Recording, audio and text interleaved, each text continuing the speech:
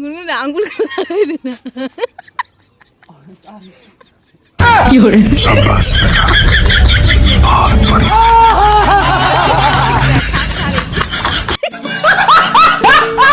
তো মানে চারটে কলা গাছ যদি ধরতে পারি তাহলে যে কোনো একটা ইচ্ছে যাবে, সেটা যদি সত্যি পূরণ হয়। আমি একটা ভালো দেখে বউ চাবো, বউ।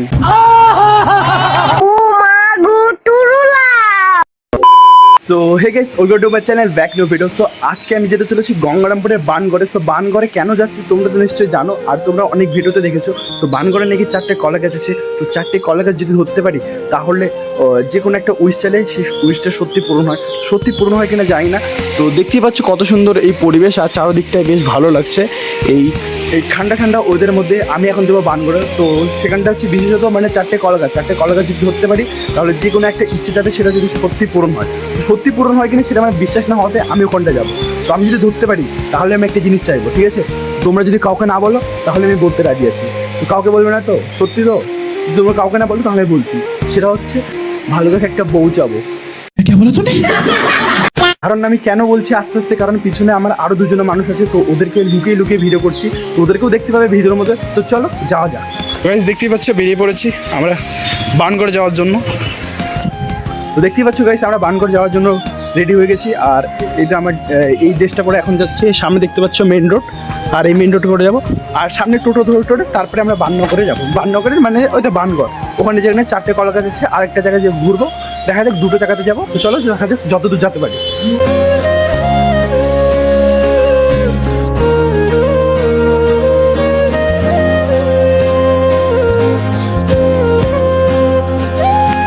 তো গাইস ফাইনালি আমরা চলে এসেছি সে বানগড়ে।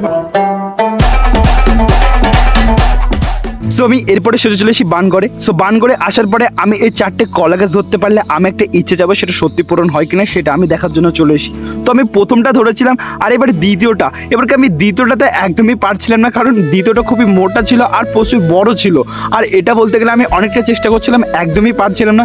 প্রচুর খালি করছিলাম পেটটা, তবুও পারছিলাম না। অনেকটা চেষ্টা করছি তবুও পারছিলাম না। সেটা ভাবলাম পরেরটা চেষ্টা করি, মানে এটা যদি না পারি পরেরটা চেষ্টা করি, পরেরটা আশা করি হতে পারে।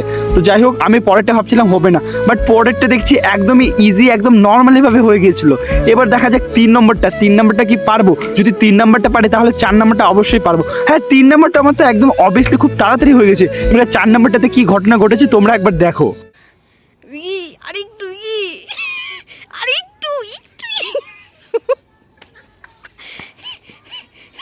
গুনগুন আঙ্গুল লাগাই দে না। शाबाश बेटा। মাঝখানে নখগুলো ছাড় একটু। এরপরে আমি অনেক চেষ্টা করার পরে ফাইনালি আমি এটা ধরে নিয়েছি।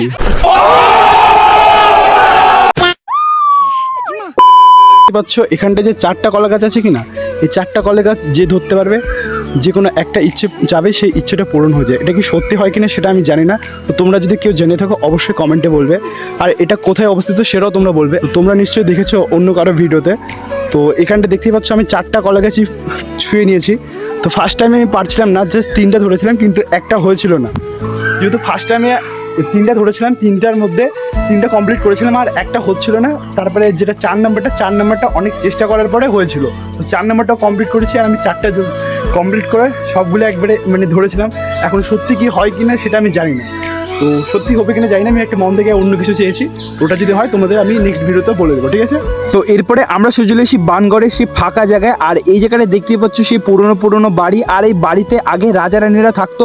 আর এই জায়গাতে দেখতে পাচ্ছ কত সুন্দর সুন্দর ছোট ছোট পাথর। তো গাইস ফাইনালি আমরা চলে এসেছি বানগড়ে। আর বানগড়ের এই জায়গাগুলো হচ্ছে পুরনো, আর এই জায়গাগুলো তো আসা যায়। আর সম্ভবত আমরা এখানটা এসেছিলাম। আর এখানে দেখেছো তো কতগুলো জায়গাতে ইট পাথর থেকে শুরু করে কত কি, আর এখানটায় আগেকার মানুষেরা থাকতো। সো গাইস ফাইনালি দেখলে আমাদের বানগড়ে ওখানটায় গেলাম। আর সত্যি বলতে গেলে ওখানে খুব একটা ভালো মতন ভিডিও করতে পারিনি, কারণ যেহেতু সন্ধ্যা হয়ে গেছে। আর খুব একটা জায়গাটা আমার ভালো লাগেনি, আর ওখানটায় ভালো মতন ঘুরতে পারিনি, কারণ অনেকটা সন্ধ্যা হয়ে গিয়েছে। আর এরপরে আমরা এখন যাবো সোজা খেতে। তো যেহেতু সন্ধ্যাটাও লেগে গেছে আর ওখানটায় যাবো, তো ওখানটায় চলো, ওখানটায় গিয়ে দেখা হচ্ছে। তো আমরা এরপরে সোজা চলে এসেছি একটা পাপড়ি চাটের দোকানে। আর এই পাপড়ি চাটের দোকানে দেখতেই পাচ্ছ আমি সঙ্গে সঙ্গে নিয়েছিলাম এখানে পাপড়ি চাট। আর পাপড়ি চাটটা বেশ ভালো ছিল, আর সত্যি বলতে এখানে সুস্বাদক নাকি, তো সত্যি কিনা আমি সেটা বিশেষ না হওয়াতে আমি নিয়েছিলাম 1 প্লেট।